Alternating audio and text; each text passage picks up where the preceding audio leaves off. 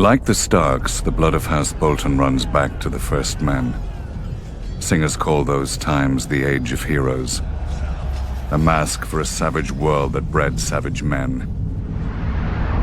The Lannisters swindled their enemies, the Storm Kings hammered them, and the Starks cut off their heads. In such company as this, were the Boltons really so indelicate? Unlike some other houses, my ancestors owned the Bolton words, "Our blades are sharp." They passed down not a Valyrian greatsword, but a knife, honed and thin enough to fit between the topmost layer of skin and the tissue below, and peel. For as we all learned as children, a naked man has few secrets, a flayed man none. In those dark days, they say that some of my more willful forebearers would even wear their enemies' skins as cloaks. But no such tokens remain, if they ever existed.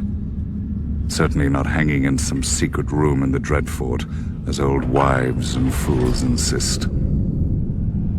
I suspect my house itself was responsible for spreading such rumors in the first place. Few weapons are as effective as terror, and this was an age of war. House against house, brother against brother. The Iron Men were on the rise, and never far from our shores. We must have seemed ripe for the taking, too busy fighting each other to deal with the raiders as they deserved. Thus the Starks took it upon themselves to unify the North, under them. They drove the pirates out of White Knife and claimed the eastern coast, and married the Marsh King's daughter for the neck. The Stark wrestled for Bear Island and won. Or so they say. Silly stories. Blood and steel won the North, and the Starks had the most of both. After years of war, my ancestors gave up their barbaric practices and bent the knee to their new kings.